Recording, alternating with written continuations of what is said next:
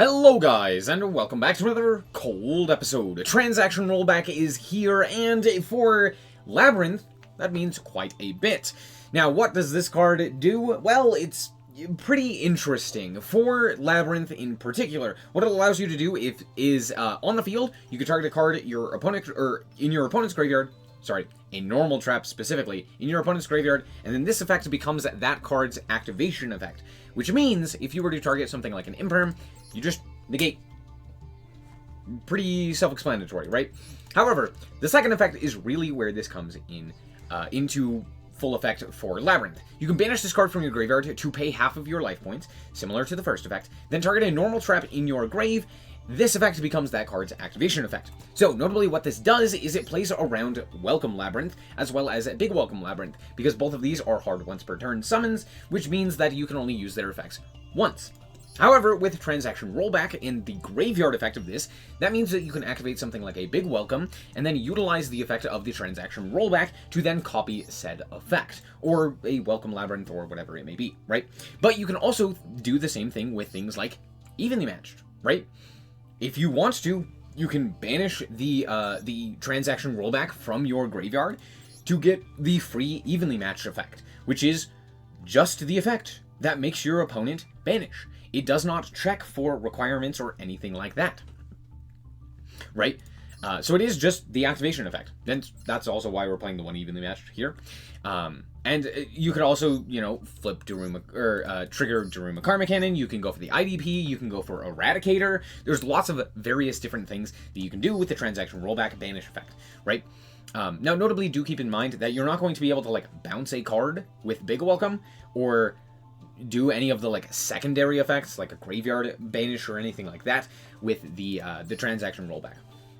Right, now why am I only playing two? One, because it's a UR and I don't have the crafting material necessary to craft the third, because I didn't want to pull from this set. It's not a great set. But two, honestly, I really do think that you don't actually want to play three of this card in your deck. And the main reason for this is because we do only have two of each of the furnitures. We have two Stovey and two Chandelier, which means that we're less likely to see access to Rollback with something like a Big Welcome, right? So, yes, potentially you have the ability to go like Chandelier, grab, or like Chandelier, pitch Transaction Rollback, or like Stovey pitch Transaction Rollback to go for the Big Welcome, and the Big Welcome basically twice, right? While you still have the ability to do that, it's almost better to just kind of play regular Labrynth a little bit and maybe see Rollback here or there, paired with Chandelier. It's just more inconsistent anyway. Probably should be playing three. I'm only playing two, but yeah, that's my philosophy. Anyway, as for the rest of the deck, it's pretty self-explanatory. Just, good hand traps and lots of them. We're playing the one Veiler, the triple Maxi, the triple Ash Blossom, the triple Infib, and the one Nibiru. Pretty self-explanatory there, at least it should be. As for the rest of the cards, I'm playing two Ku-Klok because Ku-Klok makes the Transaction Rollback a lot better, giving you access to a Big Welcome, and then again with the transaction you can banish the Big Welcome from grave. So having the Ku-Klok in hand is pretty nice. We're also playing, of course, the two Stovey and the two Chandelier. It's so funny that these are limited in any regard. We're also playing one Ariane. Ariane is pretty good now because of the fact that you can send one of your trap cards, normal trap cards from hand, which is a lot better, again, with the Transaction Rollback. We're only playing the one. It's kind of okay. It's not that great and can still be ashed and stuff like that. And the only thing that it does is summon out the Ariana, and so, of course, we're playing three of this anyway, and we don't really need it outside of that, so, it's okay. Then we're playing the one Lovely and the two Lady. As for the spells, we're only running 5, that being the one pot of Extrav and the one pot of Prosperity, one Labrynth, and then the two Called By. As for traps, we're running a whole bunch, obviously. We're running one Eradicator. This card's very good. Being able to call spells against Snake Eye is very strong, and being able to just see the hand to know what to interact with is very nice as well, which you'll see in some of the following games. We also have it in Evenly Matched because of the Rollback interaction. We have a triple Imperm. We have the one IDP, 2 Welcome, 3 Big Welcome, the 1 Daruma Karma Cannon, and 2 Rollback. I like to play a clean 40. If I were to change something for the second Transaction Rollback, it'd probably be something like the I don't know, maybe a Maxi or an Ash. Valor, probably. It'd probably be Valor, let's be honest. So something like that would be a little bit better.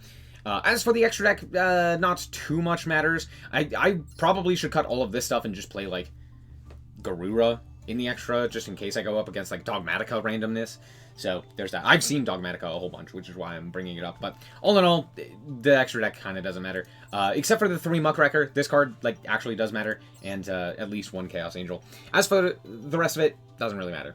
Let's hop into the duels and show you how this deck performed. Alright, here we are with a going first hand, and let's see what we can accomplish. It's a fairly decent hand. We're going to start off with the Ariana, grab up Kuklok, and then Kuklok is going to activate its effect, and now we can go for the Stovey Torby. Stovey Torby is going to set to our field the Big Welcome, which will then add the Kuklok back to the hand. However, I actually just chain the effect because I haven't chosen as of yet whether or not I want to special summon it or add it back to hand. So here we go for the Big Welcome, and my opponent goes for the Ash. I'm like, okay, that means I probably want to special summon this card, just to get that body onto the field, so that we can go for the Big Welcome on the following turn. And you'll see what I mean by that in a second. So this guy's going to come back to my hand, and we're going to set the Infip and pass back to my opponent. Now, I'm going to fire off the Big Welcome here to bounce Kuklok, which will trigger Ariana, as well as the Stovey Torby, which is pretty decent. So Ariana is going to draw me a card, and the Stovey Torby is going to hit the field and allow me access to another Welcome, right? So I'm actually going to get rid of the Effect Veiler as well to set another Welcome Labrynth. And then we're going to go for the Kuklok to add itself back to the hand. To which my opponent will say, enter battle? And I go, okay. I'm going to attempt to summon out the Lady. I'm like, okay, at the very least, I know that it's an evenly matched. What decks could potentially play evenly matched? I'm honestly not entirely sure. There's probably a whole bunch, but I'm like, okay, at the very least, if they like Imperm or something like that, if they have another trap, Lady's at least something. I can't really do a whole lot more. I'm gonna keep the Ash Blossom, and like Ariana obviously is going away. It's just whether or not I wanted to keep the Infip or the Lady. And I was like, yeah, we'll keep Lady. And then it was the correct call because my opponent is also playing Labrynth, in which case, cool, I actually have plays. And I draw probably the best card that it could have been. My opponent is going to go for the Big Welcome, to which I will Ash. This may seem strange, because I could have changed, right? But honestly, yeah, I just need to stop this. And because I have the transaction rollback and Kuklok in particular, I still have the ability to just copy that effect. So I'm going to fire off the Kuklok here, which then gives me access to rollback, and I get to chain my own Lady, which is very, very impactful. So we're going to fire off both of those, and I set Eradicator because call traps, oops. But it doesn't really matter. At this point, the game is over, because my opponent just doesn't have anything. So we're going to go for the Lovely here, we're going to go for the Stovey Torby as well, which is going to bring itself back, and then the Welcome Labrynth is also going to bring itself back, and I'm going to special summon the Lady here, just in case. I don't know, it'd be funny. Anyway, we're going to go for the Welcome Labrynth, we're going to set that, we're going to go for the Stovey Torby, special summon that guy, and then the Welcome Labrynth. I'm actually going to pop the card in hand with the Lovely, so that's, yeah, just in case it happens to be something like Ash Blossom or what have you. Not really that big of a deal. We're going to go for the transaction rollback, and then I'm going to send those two to the graveyard for a Chaos Angel. Chaos Angel reveals... Yeah, it was Big Welcome. I kind of figured since they had activated a Big Welcome and then didn't have anything else in response, even though they had the trap, so I was like, okay, cool. And my opponent reveals it was Maxi. Okay. Transaction rollback. Target your Big Welcome. Chain, chain, chain. At this point, the game is over. And this is where transaction rollback is so very good. In the mirror match, being able to see transaction rollback on like a Big Welcome or a Welcome or anything like that is absolutely insane. So my opponent is going to draw a card, but it doesn't really matter because the game is over and they realize that and concede. So cool, good game. Alright, here we are once again going first with a very different hand. To be fair, this hand dies to Ash. Hopefully they don't have it. I'm going to go for the Ariane here. It resolves, fantastic. We're going to go for the Ariana, grab up the Chandelier, cool. Activate the Chandelier, pitching the Lady here. This may seem weird, but I do actually need the Lady in the grave for the play that I'm about to make. So keep that in mind. So we are going to now link those two off for Muckraker. This is where Muckraker is very, very useful. We now get to add, or special summon back the lovely Labrynth. Now, I'm almost 1000% certain that the card in my opponent's hand is an Ash Blossom. I'm almost certain that it is Ash Blossom, so being able to get lovely Labrynth into rotation here is very impactful, because it basically says, cool, no Ash Blossom for you. That's just not a thing that you get to do. So we now get to reset the Big Welcome, and then we have Big Welcome and Regular Welcome as well, which is very, very useful. And my opponent is going to play Sinful Spoils of Subversion. First of all, I don't hate this card, but so many Snake Eyes players brick on this card, as my opponent has here. It's just not like all that great of an option, but alas, there you go. So they're going to activate it, that's fine. I'm going to just have to bounce my lovely and go for the lady here. This does allow me to grab a Chandelier, and at the very least I have the ability to go Chandelier here to pitch the lovely. My opponent normal summons Ash, grab Poplar, special summon itself, and I'm like, ugh, okay. I do have the ability to interact here, and I'm going to choose to, and it's a very weird set of interactions. So first of all, we're going to go for the Welcome Labrynth, we're going to go for the lady as well, and I am going to set, because they specifically grab the field spell, okay? In my mind, I'm like, okay, if they grab the field spell, they probably have access or just hard drew the, what is it? The original Sinful Spoil. So, I'm going to set Eradicator here. I'm like, cool, calling spell here is very powerful. We're going to go for the Ariana, we're going to grab Coup Clock. We're going to go for the Coup Clock here, immediately allowing us to activate the Eradicator. I'm going to go Eradicator, send away the lady, and reveal the hand, and you couldn't see it. It was just the Divine Temple, but it was Ash Blossom and Joyous Spring, Snake Eye Ash, Snake Eye Poplar, and Divicarnate. That's right, Kurikara Divicarnate is in the hand. And I activated the Ariana effect. Okay, well, yeah, there's nothing that I can really do about this. I have to just hope and pray. I do have the Ash Blossom to stop the Snake Eye Ash at the very least, so they're going to try and attempt to activate that effect. I'm like, no, that's not going to happen. But even with that being said, I do have to stop that, and they still have access to special summon the Divicarnate here, which they're going to immediately do. Out comes Divicarnate. Hip hip hooray. They're going to go to the battle phase here, which seems a bit odd because... So, one thing Snake Eye players don't do is they don't play Zelantis. At least in Master Duel. In the TCG, they do, because they understand how absolutely insane and bonkers that card is. Because here's the thing, they would have been able to do just straight up more damage to me with Zelantis than what they're currently doing. But alas, they just choose not to, and that's fine. I guess they wouldn't have been able to have like any sort form of interruption, technically speaking, but they probably would have been able to OTK, I would imagine, through the Zelantis line. At least there is a line in which they could have OTK'd, but beside the point. They're going to link off here for Hita. The reason I bring this up is because I have a Fire Engrave, so they can just make Hita into Promethean Princess, bring back, and then go into Ambler Whale here. They go into Ambler Whale. They could have also gone into a Zelantis from this point, and then Zelantis could have potentially triggered something as well, but alas, there's that. Anyway, we're going to go for the Welcome Labrynth here, and then we're going to go and add back the Coup Clock. So, remember, my opponent does have an Ash Blossom and Joyous Spring that we know about, okay? So keep that in mind. Anyway, we're gonna go for the standby phase. And I draw Prosperity. It's insane. I'm gonna activate it. And I reveal a whole bunch of cards here. Ariana, Coup Clock, etc., etc. I decide to add the Ariana. I revealed a transaction rollback as well, which is kind of interesting. But we're gonna add the Welcome Labrynth here. And then I'm going to go for the Coup Clock, and I'm going to activate the effect. And I'm going to activate the Welcome Labrynth, to which my opponent will not activate anything. And I go, oh, how very interesting. Okay. And I send away, because we have the big Welcome in the grave, I can just send away their literal only form of interaction, right? Okay, great, fantastic. This triggers Welcome Labrynth and Chandelier. So both of these are going to trigger. I'm going to be able to set the Welcome Labrynth. I'm going to add back the Chandelier. Fantastic. Now, do you know where this is going? That's right, straight to the battle phase. And I'm going to do the exact same amount of damage that they did to me. So now we're both on 57, which is kind of funny. Not really that big of a deal, because guess what? Muckraker 2, Electric Boogaloo. That's right. We now get to bring back the lovely once again off of the Muckraker.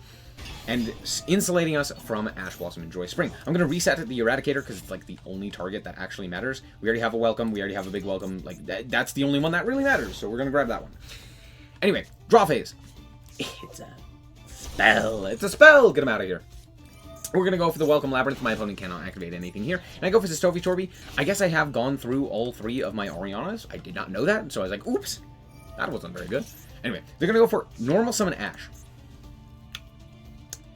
Now, Poplar actually does something here. But to be fair, if they do Normal Summon Poplar, I can just Eradicator them again and shut them off. So that is also an option had they gone for the Ariana or for the Poplar. But they go Normal Summon Ash, grab Oak, and then just concede.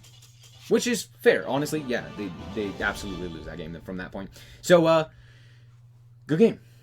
Alright, now here I am going second. However, what happens if both players break and don't have any playstarters? My opponent is going to Normal Summon Vision Hero, increase, and then pass. And I draw, of course, for turn, the one of Lovely. That's just par for the course. That's just par for the course, baby. My opponent is going to go and fire the Mask Change, and I'm like, oh, I could have Maxed there. But I don't. Why do I not? Well, because honestly, Maxi is going to be very influential in the coming turns. I pass. I can't do anything. I pass. Pass to you. Take 24. Cool. My opponent doesn't do anything. Great. I don't have to use my Destructive Daruma or my Infip. Great. I top deck a Big Welcome, and I set Maxi.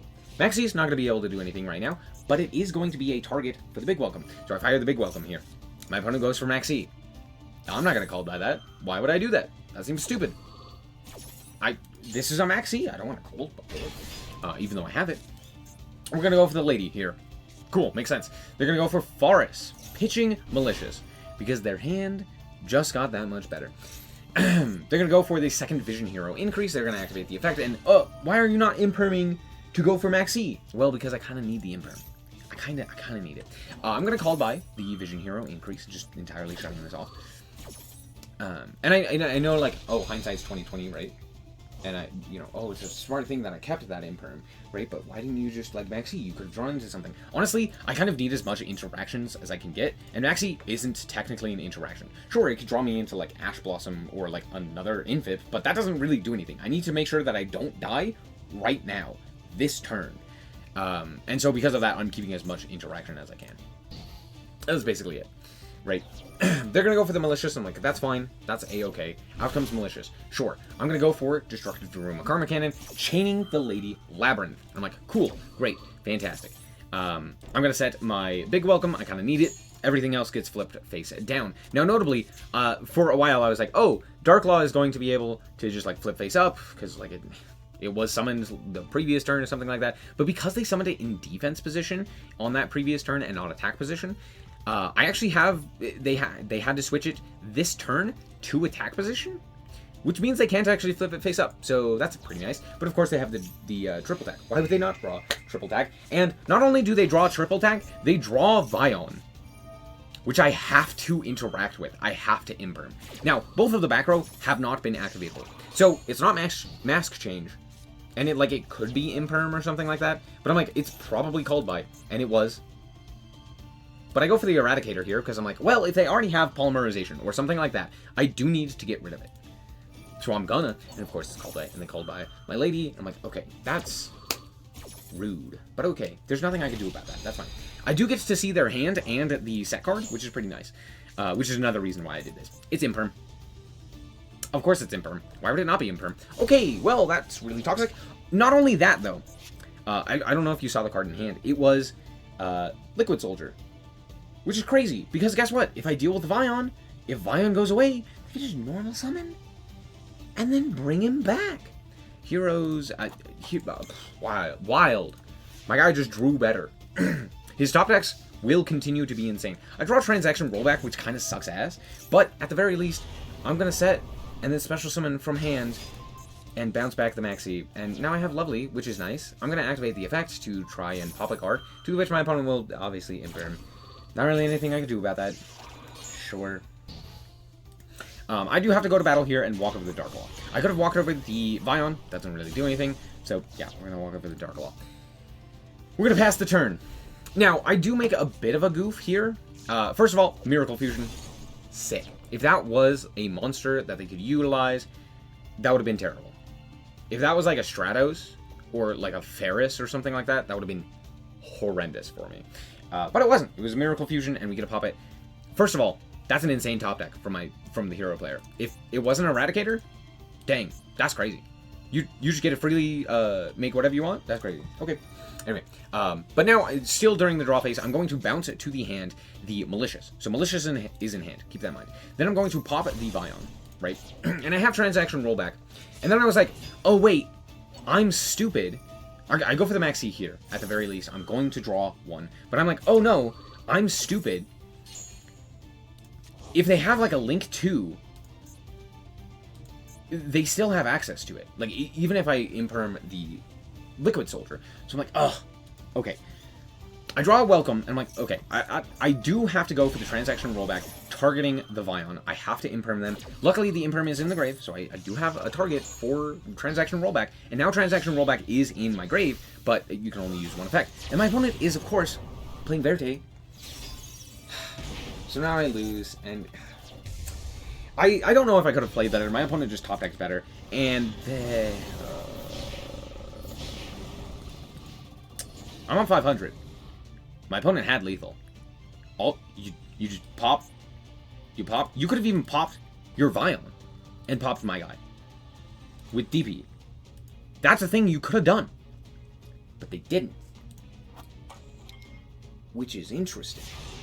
And remember, Transaction Rollback is in the grave. Do you remember the grave effect of Transaction Rollback? That's right. Do you know what else is in the grave? That's right, Daruma Karma Cannon. I'm gonna flip your shit face down.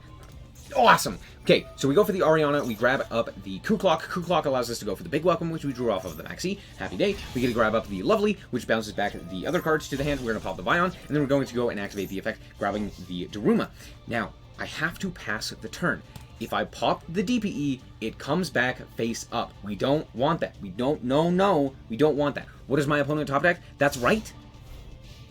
It's a cross-out designator for the Ash Blossom that I have in my hand. How toxic. It's fine.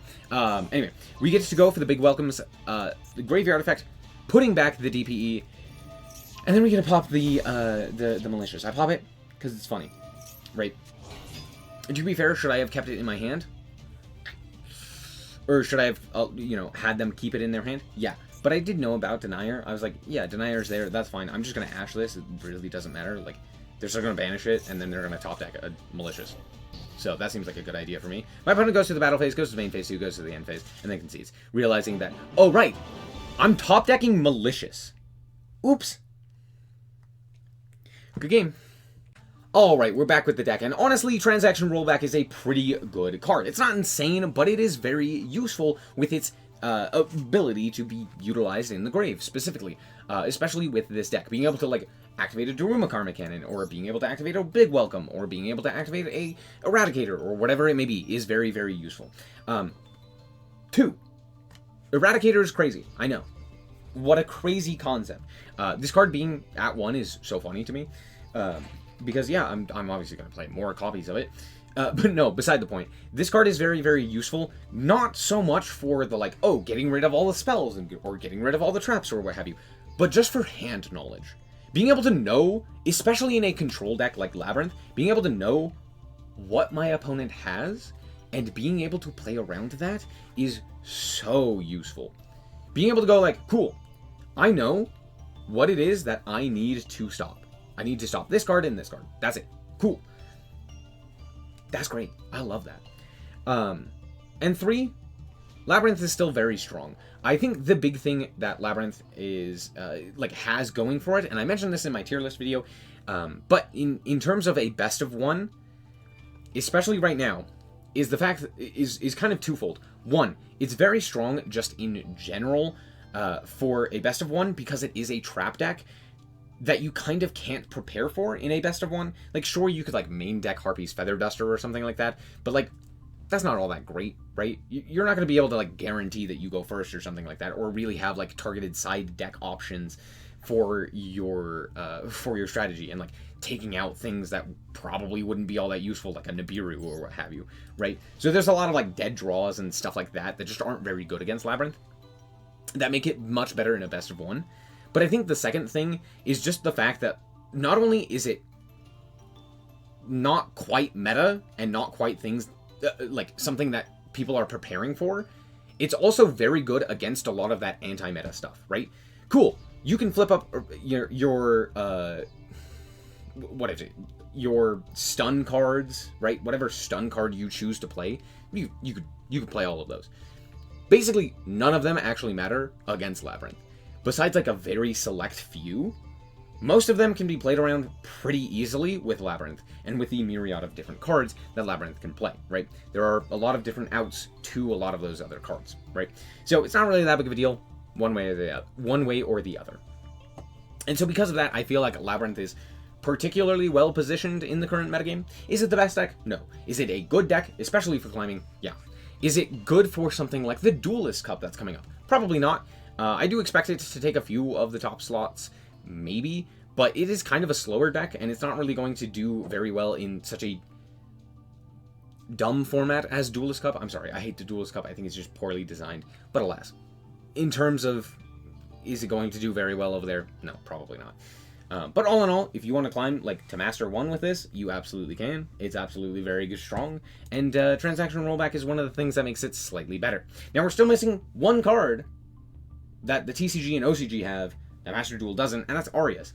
And yeah, that card will make Labrynth even better. Anyway, that's going to be it for today's episode. I hope you guys did indeed enjoy it. If you did, I like it very much, so appreciate it. And if you want to check out more content like this, as well as more Yu-Gi-Oh!, then just be sure to subscribe. And thank you guys so much for watching, and remember to always stay frosty. Bye-bye. Shout out to the Frost Guard, my members. Thank you guys so much for the support, and I hope you enjoy the content.